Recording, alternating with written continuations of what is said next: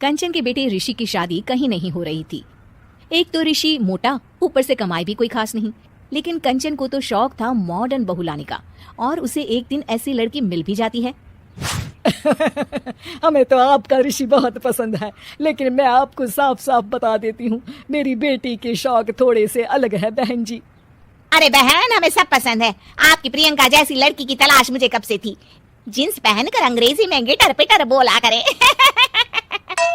अरे बहन जरा सुन तो लो, मेरी बेटी के शौक क्या क्या है। अरे नहीं नहीं बहन, बस लड़की को देख लिया तो सब कुछ देख लिया। आप ना शादी की तैयारी करो, और वो जरा सामान की लिस्ट भी दी है ना मैंने।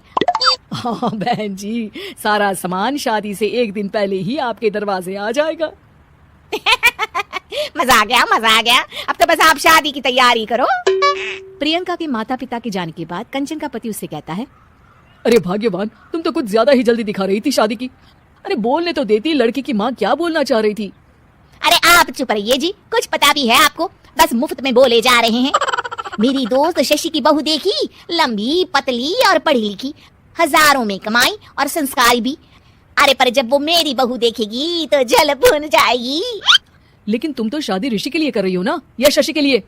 तुम्हारा लड़का कुछ कमाता भी नहीं है, और शरीर भी भगवान की दुआ से फूलता ही जा रहा है। फिर बोले आप हैं? फिर बोले आप? मैंने कहा ना, प्रियंका जैसी जींस पहनकर अंग्रेजी झाड़ने वाली बहू किस्मत वालों को ही मिलती है। चुप रहिए आप। पति के लाख कहने पर भी कंचन ऋषि की शादी प्रियंका से करवा देती है। लेकिन प्रियंका जैसे ही घर में आती है, वैसे ही जोर जोर से चिल्लाकर नाचने लगती है। आज मेरी यार की शादी है, आज मेरी यार की शादी है। अरे नाचो मां नाचो। आज मेरी यार की शादी है। कंचन, उसका पति और ऋषि ये देखकर हैरान रह जाते हैं। लग रहा है बहू को शादी की बड़ी खुशी है। हाँ हाँ, बहू क्यों नहीं, हम भी नाचेंगे। अरे नाचो नाचो जी, मुंह क्या देख रहे हो, चलो चलो नाचो, बहू कह रही है। कंचन ये कहकर प्रियंका के साथ नाचने लगती है। ऋषि और उसके पिता वहाँ से चले जाते हैं। अगले दिन कंचन अपनी सहेलियों को प्रियंका से मिलवाने के लिए घर बुलाती है, जहाँ शशि भी आती है। अरे शशि, कैसी हो? मैं ना तुम्हें प्रियंका से मिलवाती हूँ।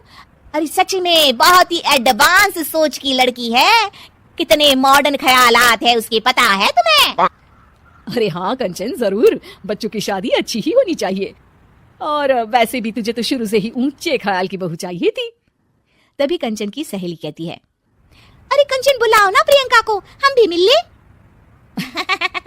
अरे बहू प्रियंका, जरा बाहर तो आना। कई बार आवाज देने के बाद भी प्रियंका बाहर नहीं आती है, तो कंचन को बुरा लग जाता है। वो उसे लेकर बाहर आती है, लेकिन ये क्या, प्रियंका लड़खड़ाती हुई बाहर आती है और उसके हाथ में शराब की बोतल होती है। हालांकि शराब पीना स्वास्थ्य के लिए हानिकारक होता है और ये हमारी किडनी के लिए बहुत ही खतरनाक है, लेकिन कंचन की बहू प्रियंका पूरे नशे में होती है। अरे इतने सारे लोग। ये कहकर वो शशि के पास जाती है। आंटी जी, पत्ते खेलेंगी, पत्ते। अरे दूर हो, दूर हो, तुम्हारे मुंह से तो शराब की बदबू आ रही है। अरे कंचन, माना तुम्हें मॉडर्न बहू चाहिए, लेकिन आधुनिकता का मतलब ये तो नहीं ना। बुरा न मानना कंचन, तुम्हें पता था कि तुम्हारे बेटे की कमाई और शरीर दोनों ही ठीक नहीं है, तो तुम्हें उसी हिसाब की लड़की से शादी करवानी चाहिए थी। ऐसा कहकर सभी औरतें वहां से चली जाती है। तभी प्रियंका की माँ कंचन के घर आती है। अरे बहन जी, बड़ी चालाक निकली आप तो, बिना बताए अपनी पियक्कड़ बेटी मेरे लायक बेटे के गले में बांध दी।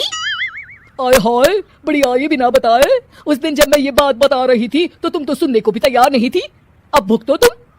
ये कहकर वो वहां से वापस चली जाती है। सबके जाने के बाद कंचन अपना सर पकड़ लेती है।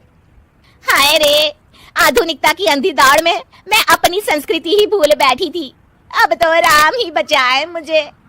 नौकरानी एक घर के लिए कितनी जरूरी होती है, आइए देखते हैं। अरे बहू, ये देख, सारा साबुन बर्तन में रह गया।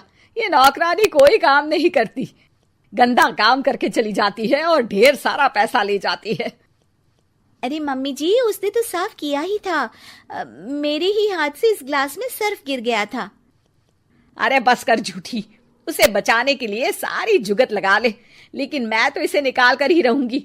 हमारे जमाने में ना कोई नौकरानी थी और ना ही ये चिकने बर्तन। चूल्हे के जले बर्तनों को राख रगड़ कर साफ किया करती थी मैं। अरे माँ जी, मैं कहाँ बचा रही हूँ उसे। और वैसे भी आजकल नौकरानी जरूरत नहीं, स्टेटस सिंबल बन गया है। अब आप बताओ, मैं मुन्ना को नीचे घुमाने ले जाऊं तो लोगों से क्या बोलूं? झाड़ू पोछा खुद लगा रही हूँ। लोग सीधा यही पूछते हैं कि कौन सी नौकरानी काम कर रही है तेरे घर पर। अरे बस कर, ये भी कोई बात होती है? मम्मी जी, आप नहीं समझेंगी। शाम को नौकरानी घर आकर काम कर ही रही होती है कि सास को कहती है, माँ जी, एक बात बोलूं, बुरा न मानना। अरे वैसे तो मुझे तेरी शक्ल ही पसंद नहीं है, बात क्या खाक पसंद आएगी। अरे माँ जी, सुन तो लीजिए क्या कह रही है।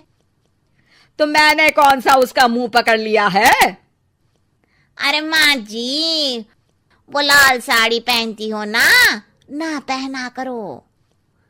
सास का गुस्सा अब तो 7वें आसमान पर होता है। अरे वाह जी वाह, क्यों ना पहना करूं?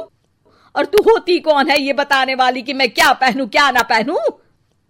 अरे माँ जी, पूरी बात तो सुन लो, वो बोलना क्या चाह रही है। अरे बुरा न मानो आंटी जी। अरे कौन है आंटी? अपनी उम्र देखी है तूने? 2-4 साल ही छोटी होगी मुझसे और मुझे आंटी बोल रही है। बहू सर पर हाथ रख लेती है। अरे अच्छी खासी उम्र दराज हो और आंटी ना बोलूं? मैं तुम्हारी बहू से भी 4 साल छोटी हूँ। क्यों दीदी? बोलती भी क्या, एक तरफ सास यानी पति की माँ, तो दूसरी तरफ नौकरानी जिसके बिना घर का काम नहीं चल सकता। वो दरअसल माँ जी की शादी में बहुत जल्दी हो गई थी ना। अच्छा ये झगड़ा छोड़ो, ये बताओ तुम माँ जी को लाल साड़ी पहनने से क्यों मना कर रही हो? वो ना, इनकी उम्र की सारी औरतें सोसाइटी में इनके लिए बात करती हैं कि तुम्हारी सास बुढ़ी घोड़ी लाल लगाम है। बहू को ये सुनकर गुस्सा आ जाता है। अरे वाह वाह, कौन बोलता है जी? खुद क्या है यहाँ की औरतें, बाल सफेद लेकिन टाइट जींस और कोई कुछ भी पहने। अरे पहनना हमारा निजी हक है, किसी को कुछ हक नहीं बनता कि वो मेरी सास के लिए कुछ बोले। मैं आज ही जाकर माँ जी के लिए लाल जींस लेकर आऊंगी, फिर देखो कोई क्या बोलता है। अरे चुप लाल जींस।